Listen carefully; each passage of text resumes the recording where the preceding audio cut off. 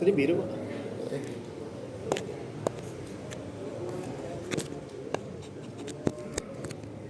Tadi biru.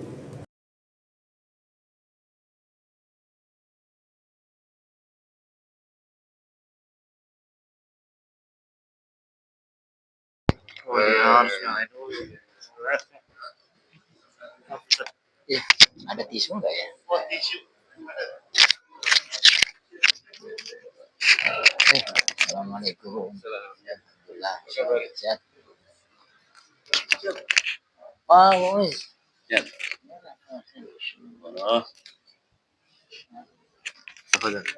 Ini apa? Bola kita gimana? Bola kita?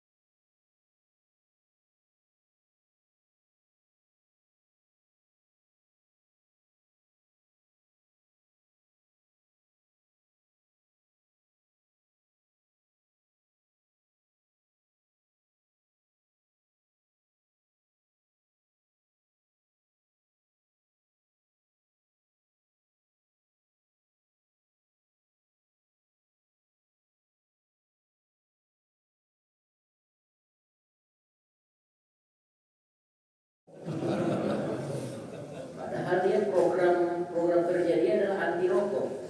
Kenapa dia merokok? Ya tapi alhamdulillah Piala Dunia kali ini banyak sesuatu yang baru ya. Ada negara-negara yang kecil yang tiba-tiba kemudian naik ke atas. Tapi saya tidak mau bahas itu karena memang nggak ada persiapan sama sekali. Itu hanya Pak Muri saja yang mancing-mancing ya. Tetapi yang akan kita bahas mungkin pernah kita bahas, sedikit kita ulang, yaitu tentang ayat yang paling panjang di dalam Al-Quran. Bapak Ibu, ayat yang paling panjang dalam Al-Quran ayat berapa? Al-Baqarah 282. Sudah dia ayat yang panjang, dia berada di satu surat yang panjang. Al-Baqarah itu panjang banget, sangat panjang. Sehingga ketika ada 3 santri datang ke rumah kiainya, mereka itu ditanya, kamu nama siapa? Ya, yang satu dia jawab, nama saya siapa dulu pertama? Ali Imron. Oh berat, saya Imron katanya. Oh berarti hafal Ali Imron. Coba, dia bisa, memang bisa. Kamu siapa namanya? Dia jawab siapa? Oh yang satu bilang pertama Anas, nama saya Anas, ya kamu keluar Anas. Yang kedua Al-Falak, dia bisa. Nah yang ketiga namanya Ali Imron. Dia jawab nama saya Ali Imron tapi orang sering panggil. Allah alam bisa. Jadi memang fenomena tentang imam membaca panjang-panjang ini juga menarik di masyarakat kita. Ya. Ada cerita-cerita lain tapi oke lah, kita masuk dulu. Jadi memang ayat yang terpanjang itu Al-Baqarah 282. Itu tentang apa? Tentang hutang. Kenapa Allah memanjangkan ayat itu dibandingkan yang ayat Al-Baqarah itu, kenapa yang paling panjang dan tentang hutang piutang? Bukankah sholat itu lebih penting? Nah ini pertanyaan ini. Bukankah ayat-ayat atau urusan tentang sholat itu lebih penting? Bukankah puasa itu lebih penting? Bukankah pembicaraan tentang tauhid itu lebih penting? Nah, jamaah dirahmati Allah, kita salah selama ini. Kita memandang bahwa yang namanya hutang piutang itu murni perkara uang. Betul? Kalau kita bicara hutang piutang, yang kita pikirkan pertama kali melintas pikiran uang, bukan? Antara orang yang memberi pinjaman dengan yang diberi pinjam. Padahal sebenarnya ayat Al-Baqarah 282 itu bukan bicara uang saja. Itu hanya sebagai pintu masuk. Tetapi sebenarnya yang ingin diajarkan Al-Quran itu adalah amanah, adalah soal keadilan, soal trust, kepercayaan, soal bagaimana membangun tata kelola. Bahkan yang paling penting dari Al-Baqarah 282 itu bicara soal keselamatan di akhirat. Ya coba, ini baru sadar kita, termasuk saya. Kalau kita bicara utang piutang bukan bicara soal saya pinjam uang kemudian saya bayar atau kamu tagih dan semua berputar-putar di soal uang. Bukan, ini bicara soal tadi. Apakah kita amanah? Apakah kita membangun kepercayaan di dalam umat ini? Dan seterusnya, dan seterusnya. Sehingga ketika ada pertanyaan yang saya rasa pertanyaan itu bisa saja muncul. Apakah Islam membolehkan berhutang? Silakan cari ayat ataupun hadis yang melarang. Nggak akan ketemu. Ada nggak ayat yang melarang orang berhutang? Nggak ada. Nah, kalau ditanya, dia balik lagi. Memang orang suka berpikir, apakah ada ayat yang menyuruh berhutang? Nah, ini pertanyaan agak menarik baru muncul juga subuh ini. Adakah ayat yang menyuruh orang kita berhutang? Nggak ketemu juga ya. Kalau nggak ketemu pun, tapi saya yakin ada, cuman dia sifatnya lebih global. Tapi nanti kita lihat muncul sendiri nanti. Tapi kalau dalam usul fikih, ketika ada suatu masalah tidak dilarang, tidak diperintah secara eksplisit, itu yang kita sebut dengan maslahah mursalah. Pernah dengar istilah ini? Maslahah mursalah. Maslahah artinya maslahah. Maslahah itu artinya kepentingan. Kepentingan, kemanfaatan. Dalam usul fikih, ilmu usul fikih, maslahah itu ada 3. Yang pertama namanya maslahah mu'tabarah. Apa itu maslahah mu'tabarah? Maslahah mu'tabarah itu adalah kepentingan kita yang kemudian kepentingan itu diakomodir oleh Al-Quran dengan ada ayat yang memerintahkan. Misalnya, kulu washrabu, makan dan minumlah, khuzu zinatakum inda kulli masjid, pakailah pakaian yang indah, ya kan? Apa lagi? Wankihu, menikahlah. Nah itu kan sesuai dengan manusia kita, diri kita. Dan ayat-ayat mengakomodir, itu namanya maslahah mu'tabarah. Yang kedua namanya maslahatul mulghah. Apa itu maslahatul mulghah? Maslahah yang dilarang oleh syariat.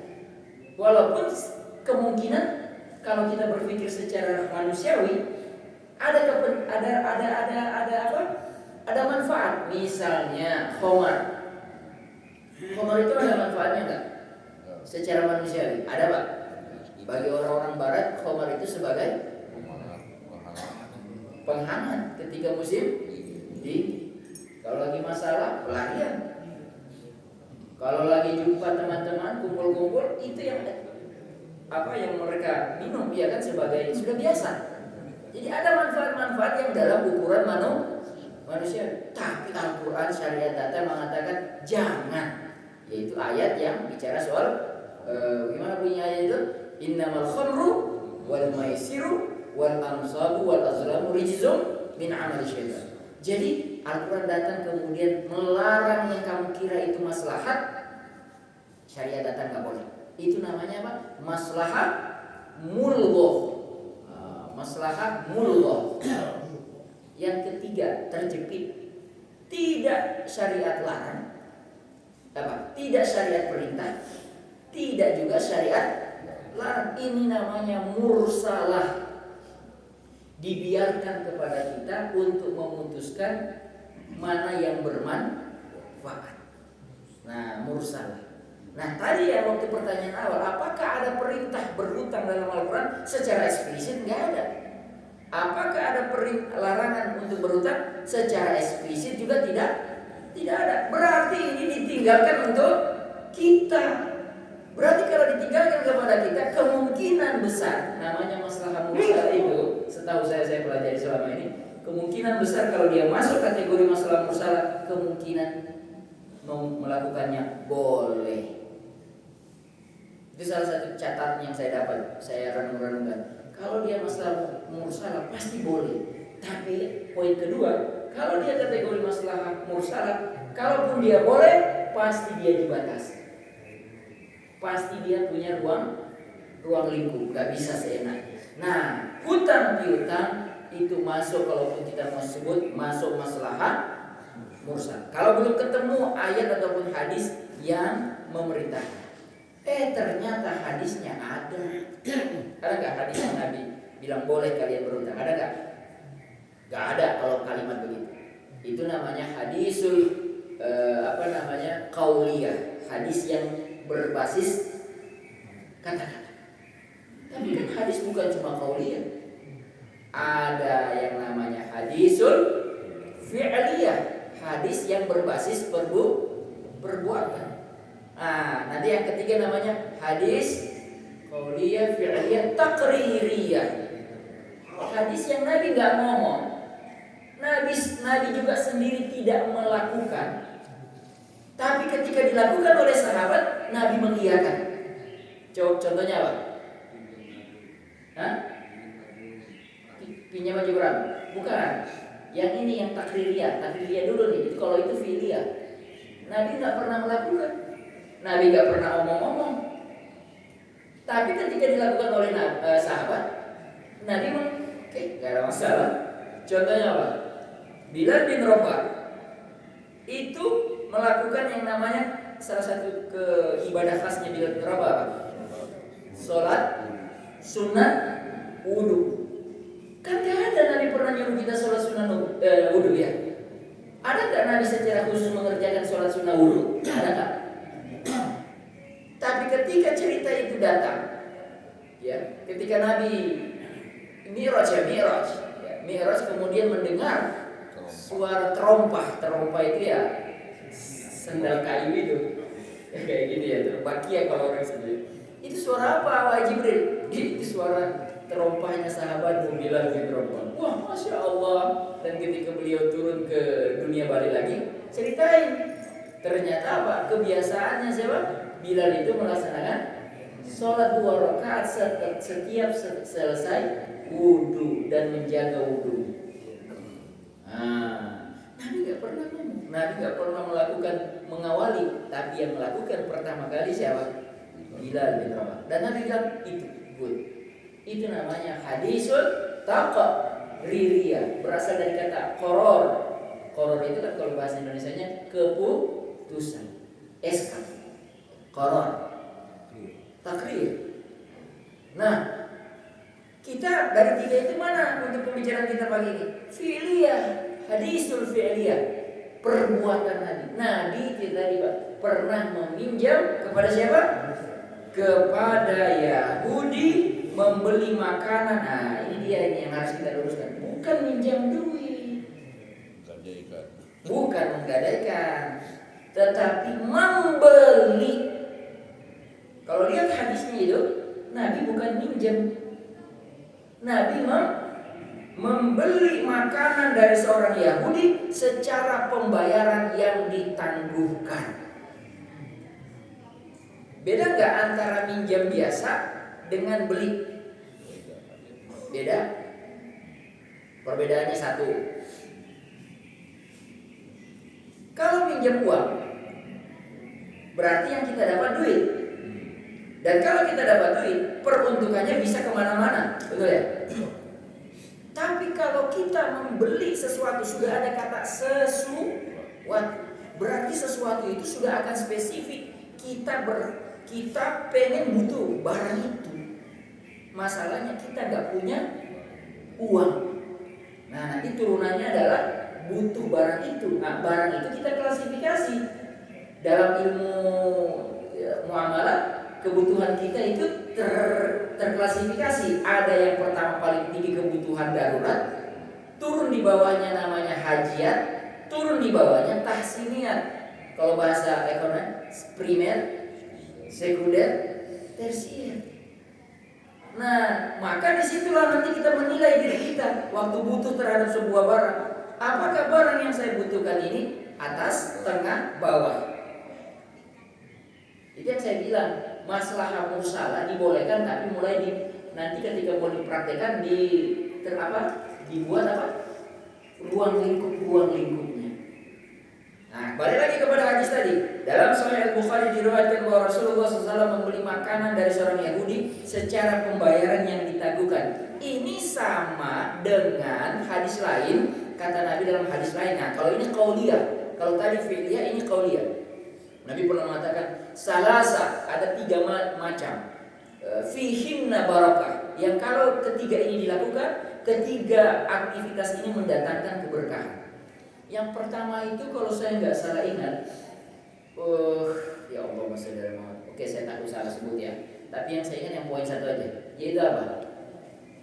Bai'ul mu'ajjal, yaitu membeli barang secara tangguh, membeli barang secara tangguh. Itu yang hadis yang pernah saya baca dan saya lihat saat langsung. 3 fihinna barakah, ada 3 keberkahan. Salah satunya adalah jual beli secara tangguh. Bahasa Arabnya bai'ul muajjal, pakai alif. Apa? Muajjal. Kenapa harus pakai alif? Karena kalau pakai ain jadi muajjal. Itu 2 hal yang sangat kontras. Kalau buka puasa kita sebut takjil pakai alif atau ta'jilun pakai ain. Apa? Alif pakai ain. Kalau pakai alif itu enggak buka-buka. Karena ajilun pakai alif itu artinya menunda, melama-lamakan. Tapi kalau pakai ain ajil, itu mempercepat. Makanya takjil, yaitu berbuka puasa, sunnahnya dipercepat. Itulah muncul kata Indonesia jadi bukan alif, bukan ain, pakai kaf, takjil. Ya, karena susah pakai muncullah huruf kaf kalau kita takjil. Padahal harusnya takjil. Nah, hadis tadi Nabi bilang salasa, 3 hal yang membuat keberkahan itu, salah satunya adalah bai'un at-ta'jilun, jual beli yang pembayarannya ditunda. Loh, kenapa Nabi mengatakan ada keberkahan? Karena keberkahannya adalah manfaatnya. Orang yang butuh barang itu, asumsinya adalah kebutuhan primer, tapi nggak punya akses, belum punya akses cash, dia bisa memenuhi kebutuhan daruratnya itu dengan bayarannya nanti. Paham ya? Nanti bayarannya nanti keberkahan. Dan ini juga yang akan kita ulang-ulang ketika ada pertanyaan, Ustaz, misalnya ini saya langsung aja kebetulan ingat, Ustaz, saya minjemin uang kawan saya. Terus kenapa? Saya pinjamkan uang waktu itu 100 juta. Terus sekarang kami berjanji membayar itu sekitar 5 tahun. Terus dia sudah lunas. Alhamdulillah tuh. Tapi saya akhirnya merasa ya, kenapa saya merasa rugi? Dalam hati kecil saya merasa rugi. Kenapa rugi? Karena uang 100 juta 5 tahun lalu dengan uang 100 juta sekarang itu nilai daya belinya tuh turun. Jadi saya rugi dong Ustaz. Ini dia perkara. Saya jawab, Pak, secara ekonomi Bapak benar. Nilai uang 100 juta Bapak sudah turun. Betul itu, saya nggak salahin. Karena begitulah faktanya di lapangan. Tapi Pak, Bapak ingat nggak, selama 5 tahun orang itu berhutang kepada Bapak, selama itulah pahala mengalir dengan begitu deras kepada diri Bapak. Karena disitulah waktu 5 tahun Bapak memberikan bantuan tidak dalam bentuk secara langsung. Maksudnya apa? Memberikan keringanan kepada orang tersebut, membantu orang tersebut. Nah itu Pak yang kita sebut dengan keberkahan hutang piutang. Uang Bapak kembali walaupun nominal daya belinya turun, tapi pahala Bapak mengalir. Tapi gimana ya rasanya Ustaz? Kalau begitu, mulai hari ini Bapak-bapak kalau ada yang berpotensi seperti itu, kalau mau meminjamkan uang kepada orang pakai emas. Tapi kan susah emas itu. Nah, solusinya adalah bikin perjanjian di kertas perjanjian itu, saya meminjamkan uang sebesar 11,5 sekian setara dengan emas hari kami ini, yaitu seberat, tulis saja di situ berapa gram dengan setara 13, sekian juta tadi, dan nanti dikembalikan sebesar gram. Enak kan? Nyaman gak kedua-duanya? Nyaman. Kalau mau tidak terjadi merasa seperti yang pertanyaan, ya kan? Jadi silakan pakai perjanjian wallahu a'lam bishawab. Nah, hadis tadi Nabi Rasulullah SAW membeli makan dari seorang Yahudi secara pembayaran yang ditangguhkan, lalu beliau menggadaikan baju besinya. Ini luar biasa. Pemimpin negara, pemimpin umat, tapi melakukan transaksi kredit. Ini kalau ketahuan hadis ini sama pelaku para pemberi kredit, ini bisa dijadikan marketing. Tapi kan nggak salah kan? Innama Rasulullah SAW uswatun hasanah. Lah ini kami nyontohin. Nah, oleh karena itu kalau orang yang belajar, ternyata dia harus tahu Nabi mencontohkan ini, nanti ada ruang lingkupnya penjelasan. Coba lihat hadis ini balik baik-baik. Yang Nabi beli apa? Coba lihat tadi. Beli apa? Makan. Bukan beli HP. Bukan. Atau beli motor. Beli Harley. Kecuali Bapak tinggal di Brunei. Di Brunei Darussalam, lembaga zakatnya bisa membantu warganya, rakyatnya yang keteteran membayar kredit mobil-mobil mewah. Karena untuk bayar mendistribusikan fakir miskin, mana fakir miskin? Ada mungkin sedikit sekali. Ya. Maka mereka banyak pindah ke asnaf gorimin. Saya dengar begitu. Wallahu a'lam. Jangan dicek kalau orang Brunei yang sudah berangkat ke Brunei. Jadi Nabi pemimpin negara, pemimpin umat, tapi melakukan transaksi kredit. Mengapa? Karena Nabi ingin mengajarkan kepada kita satu hal, bahwa kehidupan manusia itu beda-beda. Ada saat seseorang memiliki kecukupan, ada saat seseorang mengalami kesulitan. Nah, kalau bicara seperti ini lagi, poinnya beda lagi. Nanti cerita Nabi Yusuf ini kalau poin ini. Ada saat orang kecukupan, ada saat orang kesulitan. Nah, cerita Nabi Yusuf 7 tahun masa panen hijau, sapi gemuk, 7 sapi gemuk, 7 tahun masa paceklik, sapi kurus kering. Itu di mimpi. Nah, mimpinya seorang raja. Mimpinya raja itu, saya melihat 7 ekor sapi gemuk dimakan oleh 7 ekor sapi kurus. Ya ayyuhal mala'u uftuni. Waktu itu raja ngumpulin tuh. Ya, wahai para pembesar-pembesar, siapa yang bisa aftuni? Kalau saya nggak salah redaksi ayatnya, siapa yang bisa kasih tawil mimpi saya ini? Kami ada yang bisa. Kalau ada yang bisa. Bersuara satu orang. Ya, mohon izin raja, saya punya kawan di penjara dulu. Oh, rupanya ini yang bersama Nabi Yusuf dulu itu. Ada kan dalam cerita Nabi Yusuf 2 orang yang di penjara, satu bebas, satu dihukum pancung. Nah, yang satu bebas ini, dia bilang, wahai raja, saya punya kawan itu, dia yang pernah jago mentafsirkan saya ini. Dia tafsirkan saya bisa jadi seperti sekarang, melayani raja sekarang. Gitu. Cuman ini agak nggak enak ini sama kawan yang ini. Lupa. Ini kawan ini agak-agak aneh. Dalam Al-Quran itu dia kan janji sama Nabi Yusuf. Waktu Nabi Yusuf tafsirkan mimpi mereka dalam penjara, kalau kamu nanti ya yang saya tafsirkan sudah lolos, tolong cepat-cepat kasih tahu sama presiden, sama raja, tolong ditinjau kembali kasus saya. Lupa. Apa nggak kurang ajar dia? Lupa ya? Ternyata kalau kita baca cerita itu di surat Yusuf, dia bukan lupa sendiri, tapi dia dilupakan. Oleh siapa? Bukan oleh Allah. Syaitan. Ini setan ini, Pak. Kalau kita baca kisah Yusuf ini, dia mau menjerumuskan Nabi Yusuf lama di penjara itu, setan punya ikut campur. Bisa intervensi dalam bentuk, kalau cerita ini, kelupaan. Oleh karena itu para ulama salafus saleh mengatakan, kalau Anda sudah terlalu banyak lupa pada perkara-perkara penting, perkara-perkara urgent, apalagi perkara-perkara hutang, banyak-banyak istighfar. Kenapa? Itu tanda-tanda Anda sering masih dikuasai oleh syaitan.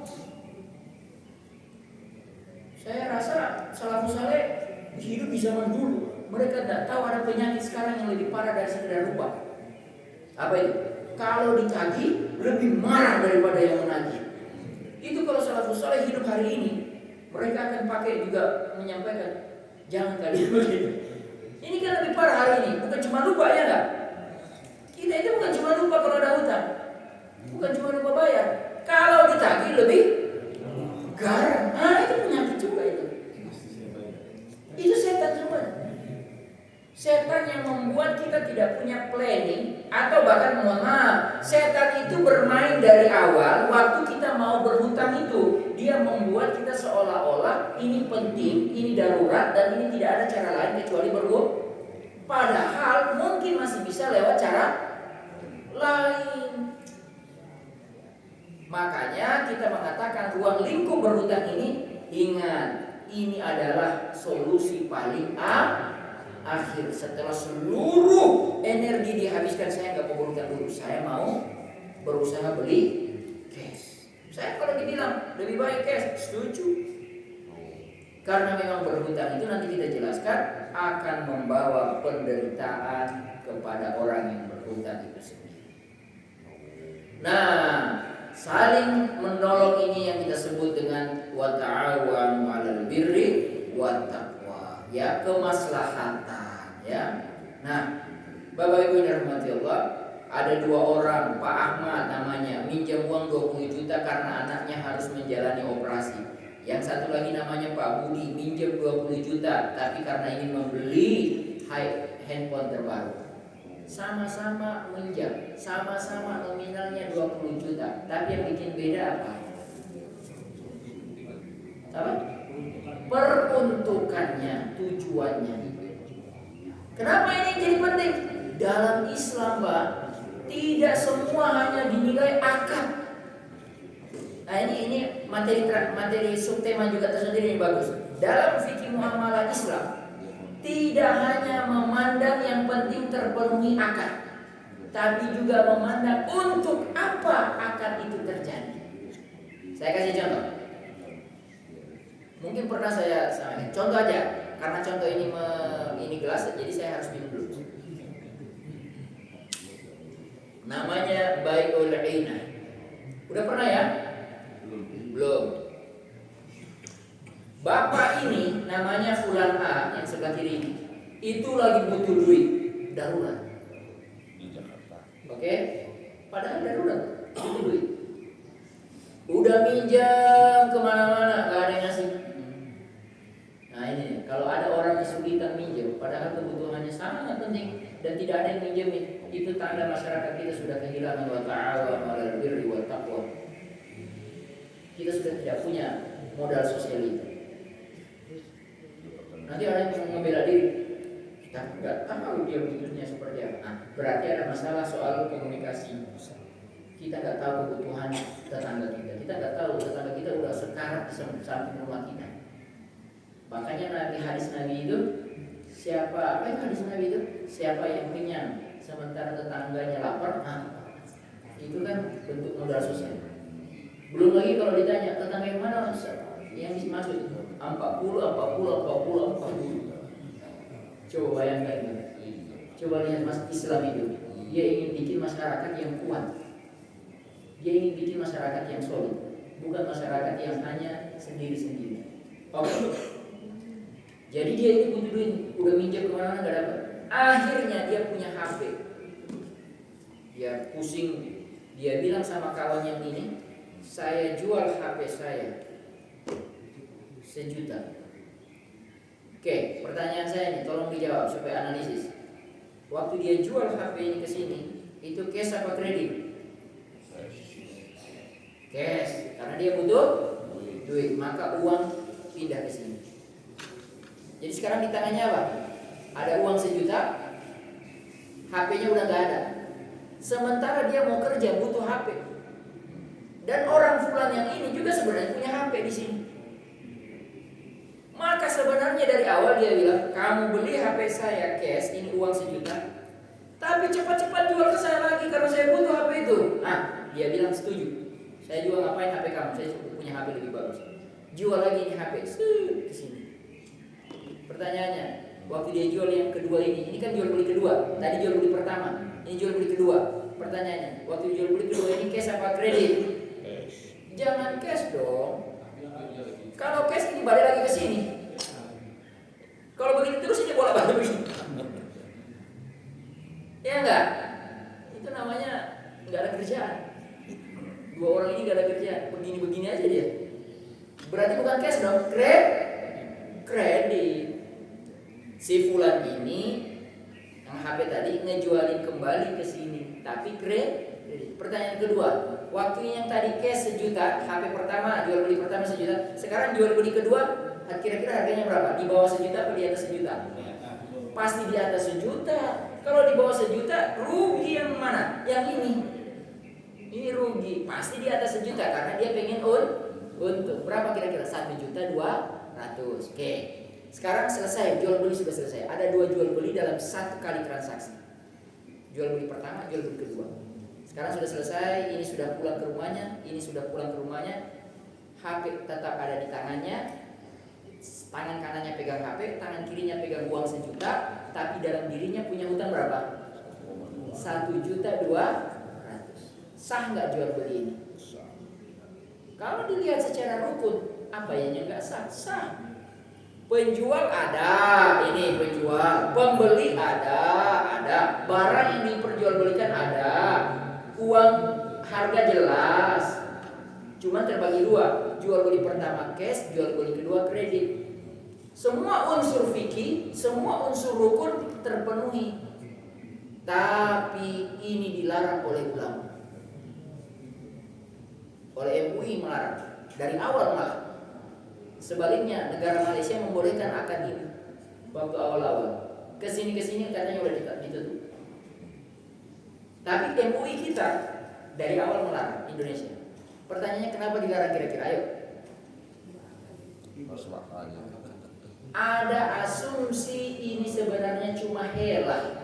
Tahu hela bahasa Melayu dulu? Hela. Hanya belokan saja, bertameng jual beli.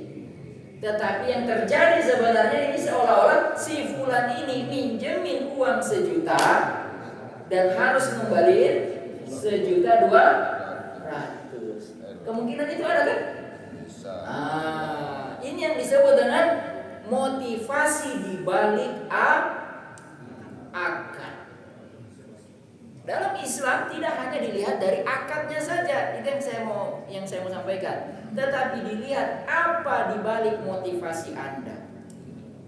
Oleh karena itu, kenapa dalam Islam, dalam perbankan kita, kartu kredit boleh nggak? Boleh, udah ada produknya. Iya. Bahkan waktu saya semester akhir kuliah tahun keempat di Al-Azhar, kami punya mata kuliah namanya Fiqhul Mu'asirah, fikih kontemporer. Bukunya setebal ini. Di situ kami diajarkan di semester terakhir, udah mau pulang tuh ceritanya. Itu saya masih ingat sub temanya. Salah satunya adalah ini kartu kredit, bayi tabung. Itu diajari. Tebal buku segini, pertanyaannya cuma 3 nanti. Soalnya esai. Boleh. Tapi kartu kredit dalam Islam itu boleh, tapi kalau kita lihat produk kita hari ini perbankan Islam, kartu kredit yang dikeluarkan oleh Bank Islam tidak boleh digunakan untuk menggesek di tempat-tempat yang jelas-jelas diharamkan. Dan datanya akan ketahuan. Ya kan, kalau kita gesek di mesin, kerekam nggak datanya? Berarti kalau bertransaksi dengan kartu kredit itu, menurut saya nih, salah satu hal yang cukup bermanfaat adalah kita punya catatan rekamnya. Itu juga yang kemudian dihindari oleh beberapa pengusaha ketika mereka berjualan. Mohon maaf, saya tidak mau sebut nama. Cuma saya ada indikasi jual beli tidak mau pakai bayar pakai apa? Nggak mau cash, dia nggak mau pakai kiris, debit, nggak mau. Dia pakai apa? Harus cash. Ada warung-warung dia nggak mau, walaupun warungnya udah besar, dia mau cash. Ada yang bilang ke saya, itu salah satu indikasinya. Apa kira-kira? Itu dia, menghindari pajak. Kenapa dia hindari pajak? Karena dengan cuma berbekal tidak ada catatan, kwitansi doang, itu nggak bisa dilacak. Ya, nggak bisa dilacak oleh negara. Berapa pendapatannya? Kalau zakatnya, ya kembali lagi kepada dia. Tapi kalau bicara zakat, memang hari ini undang-undang kita baru sebatas voluntary. Bapak-bapak kita nggak pernah dipaksa kan? Kebayang nggak kalau nanti zakat keluar undang-undangnya, dia seperti pajak, bahwa semua yang tercatat transaksi itu akan ketahuan bahwa orang ini punya harta sekian-sekian, maka dia dikali 2,5%.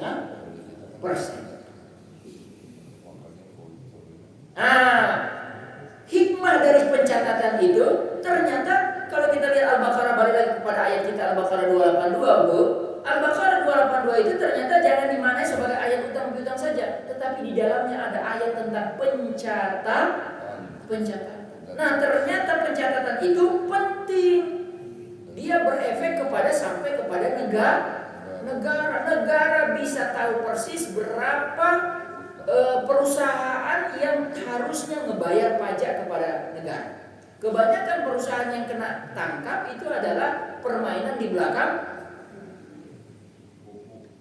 buku. Sudah pun tercatat, catatannya dihapus, dikurangi. Siapa yang mengurangi? Oknum petugas pajak. Bekerja sama dengan, nanti saya kasih kamu, gampang lah, ya. Itu yang bikin rugi negara.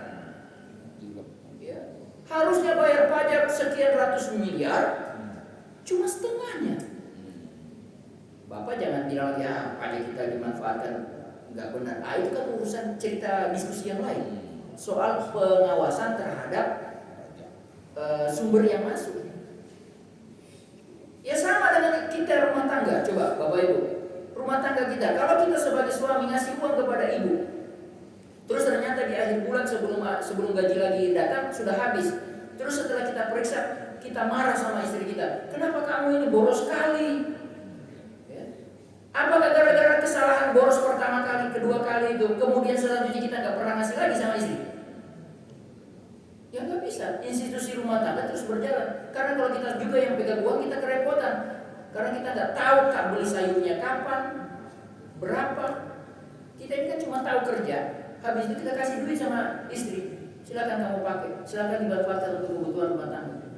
Ya enggak, Bu? Maka seorang ibu itu adalah seorang yang sangat amanah dalam mengelola keuangan. Bapak Ibu dirahmati Allah. Nah, yang menarik, Rasulullah SAW sering berdoa agar dijauhkan dari hutang. Ini judulnya, sering berdoa. Karena ada kejadian. Ketika Nabi berdoa begini, Allahumma inni a'udzubika min. Apa doanya? Ayo, ini lupa doanya ini. Ternyata lupa doa. Bagus kalau lupa doa ini karena tidak punya hutang. Allahumma inni a'udzubika min. Ayo doa terlilit hutang. Ya Allah, aku berlindung kepadamu agar tidak terlilit hutang. Allahumma inni a'udzubika min ghalabatud dain. Itu doanya kan? Allahumma inni a'udzubika minal 'ajzi wal kasal wa a'udzubika minal jubni wal bukhul wa a'udzubika min ghalabatid daini. Lanjutin, Bu. Wa qahrir rijal. Apa itu qahrir rijal? Apa arti qahrir rijal? Ini kita kalau doa, saya sarankan mulai hari ini waktu-waktu senggang, doa-doa yang sering kita lantunkan harus kita pahami redaksinya. Karena itu cara untuk membuat doa kita lebih khusyuk. Oh, dipandu, Masya Allah. Dengan terjemahannya. Oh, itu terjemahannya jangan dipandu lagi. Ya, bapak-bapak, ibu-ibu udah hafal di luar kepala. Walaupun tidak bisa redaksinya, minimal itu terjemahannya. Jadi kalau Ustadz Ahmad baca Allahumma inni a'udzu, Allahumma inna, nah itu kan. Inna sama inni aja udah beda.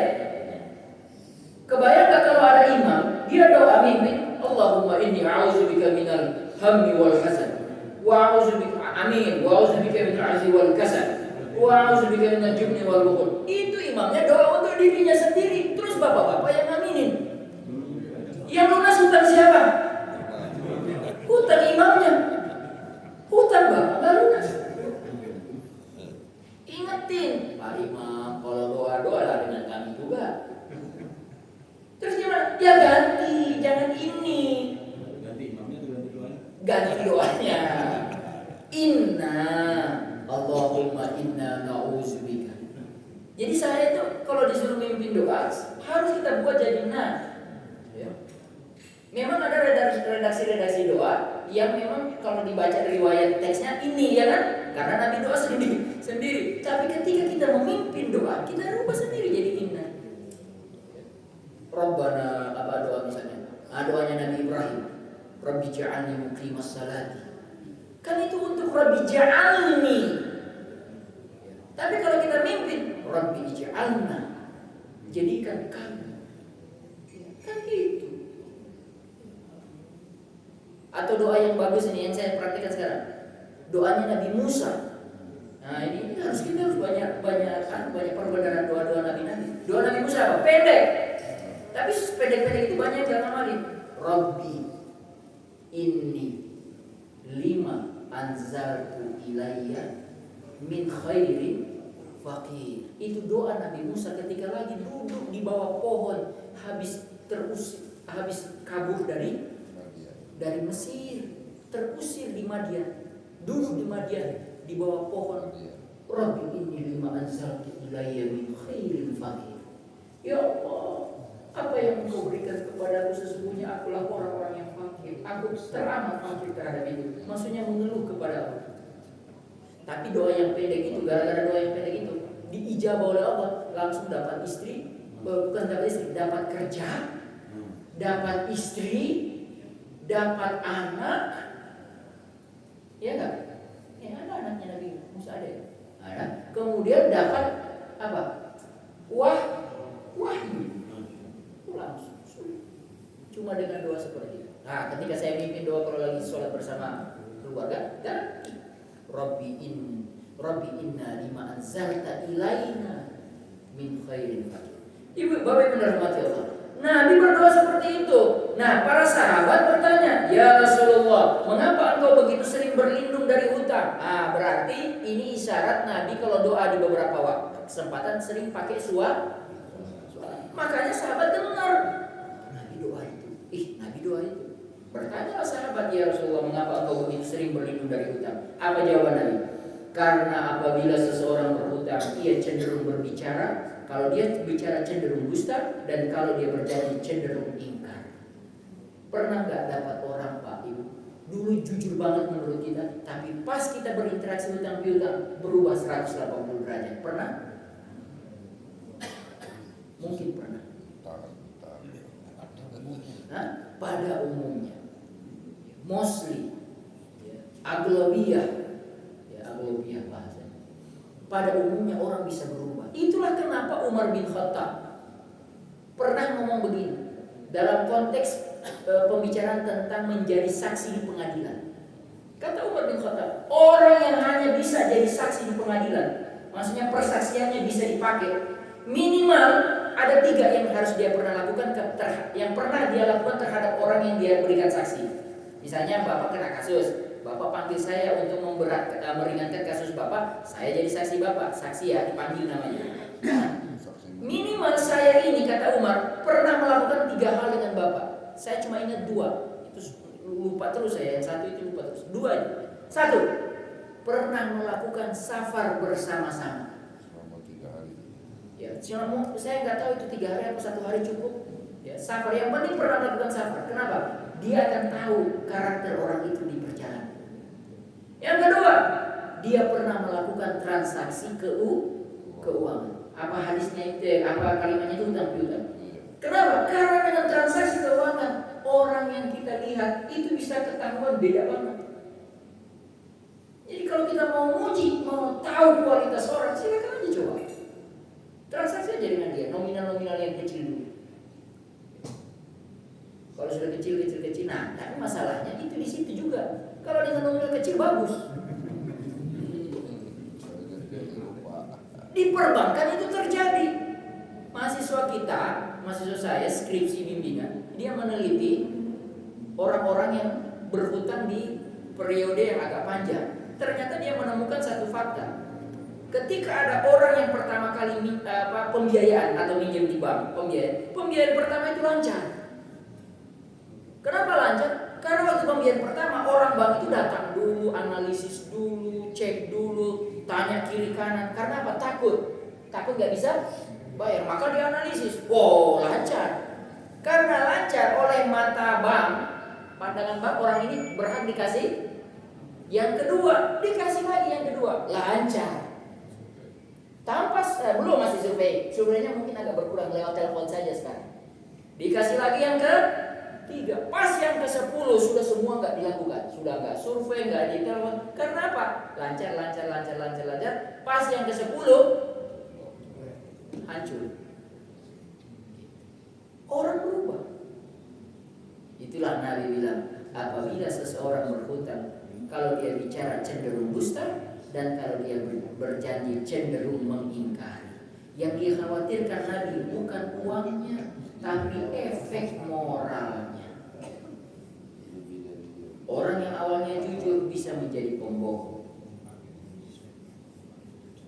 Karena itu Imam An-Nawawi ketika menjelaskan hadis itu, bahwa doa Nabi Allahumma inni, nah coba lihat redaksi kalimatnya. Allahumma inni a'udzubika, aku berlindung, pakai kata a'udzu. Kalau orang yang nggak belajar hadis, nggak baca syarah penjelasan hadis itu, hanya dengar redaksi kata a'udzu, itu kan artinya apa? Aku berlindung dari itu. Nah, berarti kan selama ini kalau a'udzu kan kita a'udzubillahi minasyaitonir rajim. Berarti itu sama dong. Maka orang bertanya, apakah setiap kalimat yang Nabi ucapkan dengan kata a'udzu itu otomatis haram? Apakah otomatis nggak boleh dilakukan? Nggak juga. Nabi berhutang kepada yang tadi, tapi doa Nabi pakai a'udzu. Imam An-Nawawi mengatakan doa Nabi dengan menggunakan redaksi a'udzu itu tadi bukan berarti perkara pinjam meminjam itu haram, tetapi lebih mengingatkan karena apa? Hutang sering menjadi pintu lahirnya dosa-dosa yang lain. Jadi kalau tidak hati-hati dengan hutang piutang ini, dia bisa membuka pintu dosa-dosa yang lain. Itulah kenapa Nabi berlindung daripada,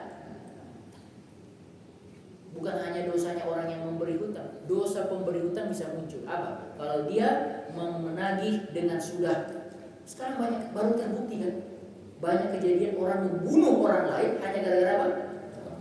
Hutang. Dia bunuh. Di satu sisi dia sedang membela, memperjuangkan haknya, tapi membunuhnya dia nggak boleh. Ya. Bapak dan rahmati Allah Subhanahu wa Ta'ala. Oleh karena itu, dalam Islam hutang bukanlah pemindahan uang, hutang adalah pemindahan amanah. Ya. Ini udah bunyi, ada pertanyaan? Kalau enggak saya mau lanjut. Saya manfaatkan dulu. Lanjut, Bapak Ibu dan rahmati Allah. Kenapa Allah membuat ayat ini jadi panjang? Kenapa bukan ayat tentang sholat jadi panjang? Nah, ini dia jawabannya. Sholat itu hablum minallah. Setuju? Sepakat. Sholat itu hablum minallah. Tapi kalau hutang piutang itu hablum minanas. Pak, kalau kita punya dosa dengan Allah, gampang. Maksudnya bukan ngegampangin, tapi cara menyelesaikannya gampang. Lewat apa, Pak? Sholat taubat. Ambil wudhu 2 rakaat, ambil wudhu, sholat 2 rakaat, sholat taubat. Habis itu minta ampun sama Allah dengan sungguh-sungguh. Selesai. Dan tak mengulangi. Tapi kalau mengulangi lagi gimana? Ya taubat lagi. Imam Ghazali pernah ditanya perkara itu. Kata Imam Ghazali, nggak apa-apa. Tapi dengan catatan bukan sengaja ya.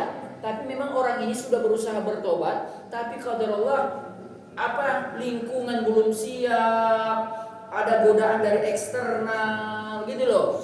Akhirnya dia jatuh lagi ke dosa itu. Kata Imam Ghazali, tobat lagi. Dan itu dipraktikkan oleh Nabi ketika ada seorang wanita datang kepada Nabi, atau ada 2 hadis tuh.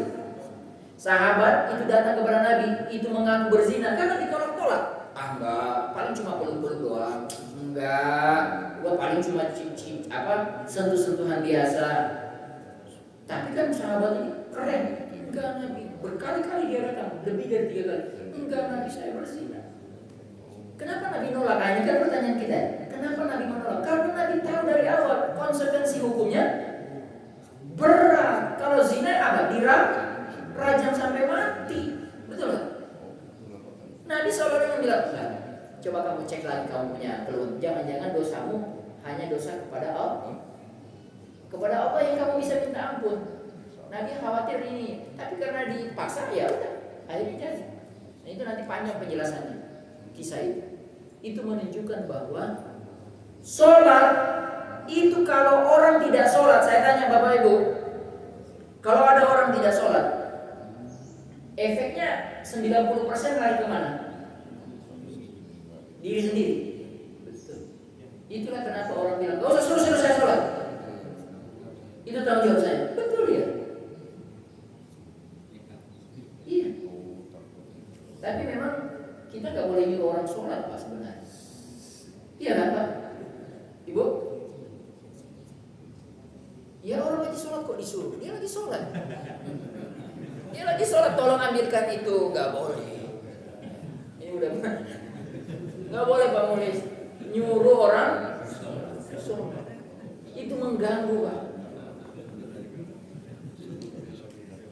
Ya. Oke. Kalau orang gak sholat, kemungkinan besar dia akan kena dirinya sendiri. Tapi kalau orang gak bayar hutang, efeknya bisa bukan cuma kepada diri dia, kepada orang itu, bahkan kepada ekonomi, persaudaraan pecah, keluarga bermusuhan. Efeknya kemana-mana. Ada gak orang berantem gara-gara dia gak sholat? Jarang.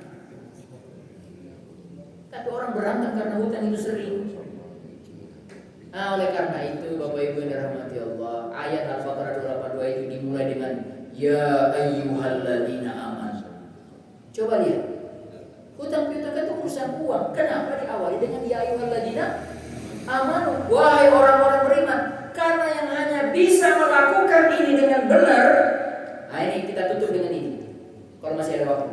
Karena yang hanya bisa mempraktekkan Al-Baqarah 282 dari A sampai Z itu hanya orang yang beriman. Bapak Ibu kalau nggak punya kuat iman jangan berhutang. Dan Bapak Ibu yang mau memberi hutang pun kalau nggak beriman jangan kasih pinjam. Karena Bapak nanti ngerongrong orang itu. Iya, utang cuma tidak seberapa tapi rongrongannya bikin orang pusing. Tidak tahu waktu, pakai cara yang kasar, ya, debt collector. Makanya kita harus munculkan istilah debt collector syariah. Debt collector syariah itu dia datang di waktu yang tepat. Kapan waktu yang tepat kalau mau menagih utang? Iya, yang apa? Waktu istirahat. Yang kalau dalam Islam itu diajarkan tepat itu adalah waktu asar. Dia datang di waktu asar. Ya. Tapi ada yang jawab, nggak bisa begitu Pak Ustaz. Oh kenapa? Waktu yang tepat menagih hutang itu adalah pas dia terima gaji. Iya juga sih. Karena kami menemukan ada satu nasabah. Ini nasabah nih. Dia punya hutang Pak, bukan cuma sama kami. Dia punya hutang di sini, dia punya hutang di sini, dia punya hutang di sini. Kami ini dikasih nomor 3 setelah yang 2 ini selesai. Akhirnya kami bilang, ya udah, kamu tongkrongin rumahnya, tempat kerjanya pas di tanggal 1, tongkrongin tuh dia tuh. Ternyata sudah ditongkrongin tanggal 1, tetap juga nomor 3 dapatnya. Diusut, ternyata dia bayar hutang kepada yang 2 ini itu pakai auto debit. Iya, jadi uang itu cuma masuk bunyi sedikit, SMS bunyi, notifikasi masuk gaji. Jadi kalau ada tanggal 1 bunyi, ada bunyi tertentu, itu sumringah kita. Ya, dosen-dosen itu. Ya, Pak ya.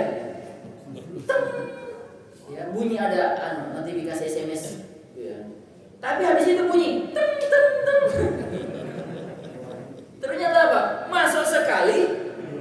Keluarnya banyak, bayar ini secara auto debit, bayar ini. Ya Allah ya Rabb, mudah-mudahan yang bunyi yang banyak itu, di antara yang bunyi banyak tadi itu ada yang bunyi dari lembaga zakat. Yang kami hormati Salahuddin Al-Ayyubi, terima kasih bulan ini kami sudah mengauto debit dari gaji Bapak yang kami terima sekarang. Kalau itu ada, alhamdulillah. Jangan yang bunyi itu utang ini. Pas ditengok SMS, udah habis dah.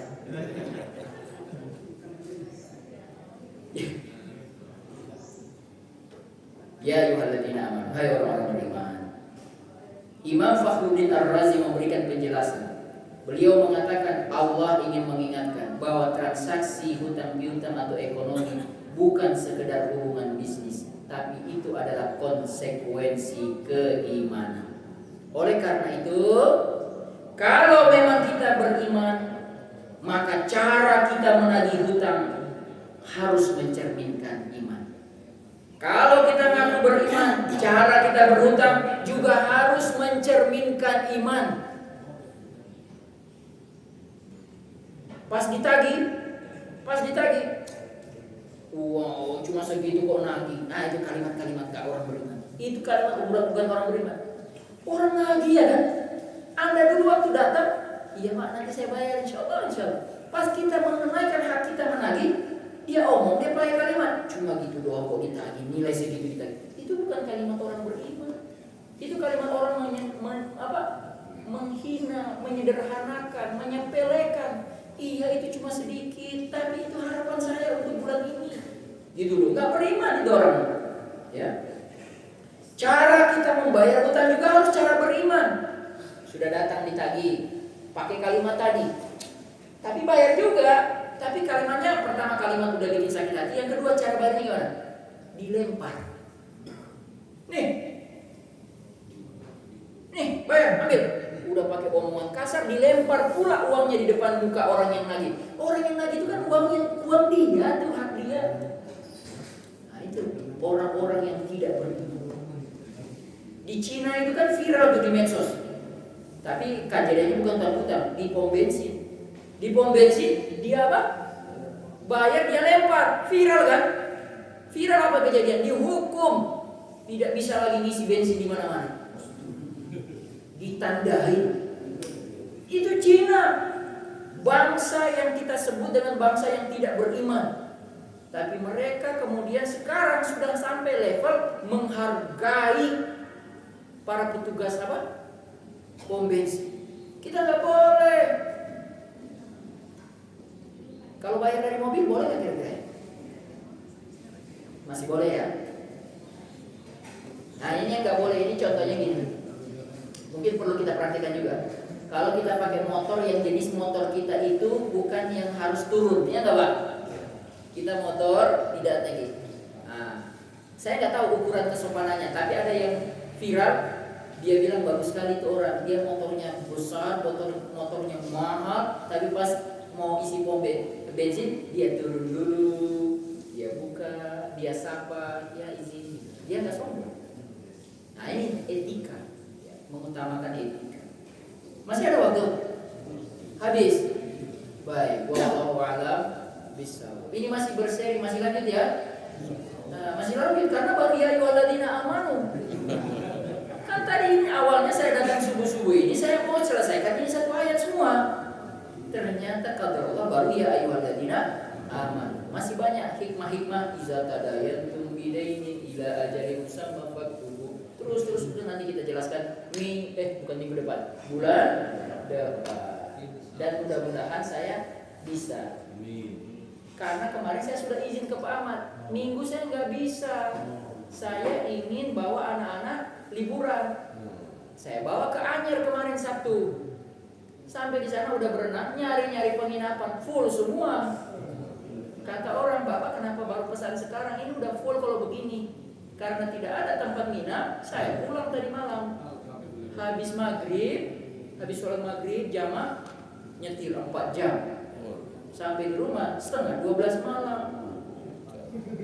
Langsung tidur. Pasang alarmnya nggak bunyi.